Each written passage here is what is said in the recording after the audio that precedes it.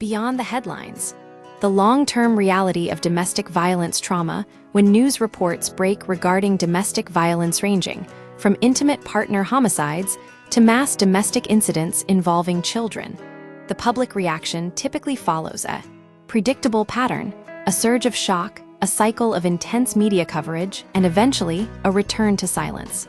However, for survivors, these headlines are not just news stories, they are physiological triggers.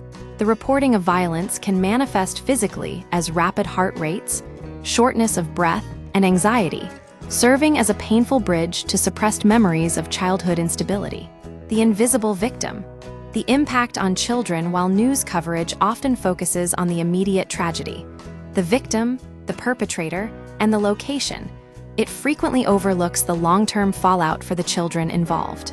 In the United States, a woman is killed by an intimate partner approximately every 8 hours.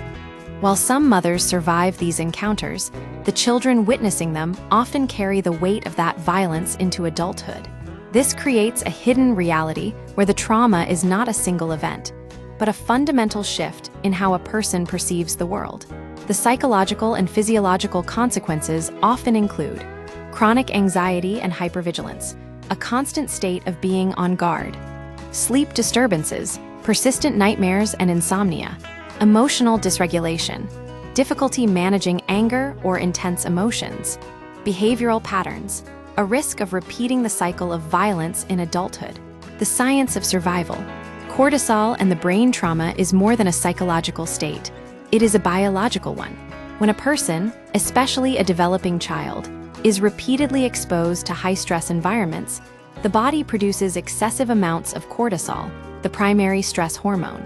When cortisol levels remain chronically elevated, the impact is profound.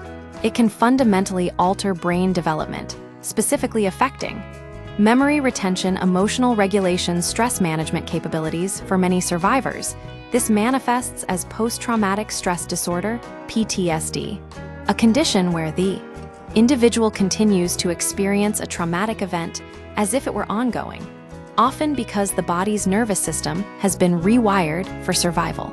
The myth of getting over it. Society often offers simplistic solutions to complex trauma. Survivors frequently encounter advice ranging from religious guidance to the dismissive suggestion to just get over it. There is a critical distinction between healing and moving on. Moving on implies that the trauma can be discarded or forgot.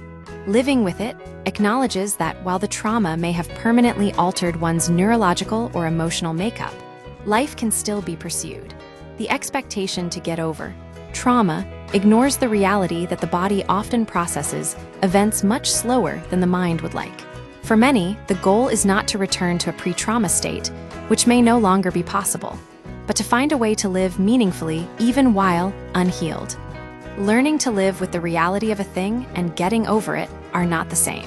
Conclusion: the true cost of domestic violence extends far beyond the immediate crime scene, manifesting in the biological and psychological development of children for years to come. Recognizing that survivors may never fully get over their experiences is essential to providing them with the genuine support and grace they need to navigate a world that once felt unsafe.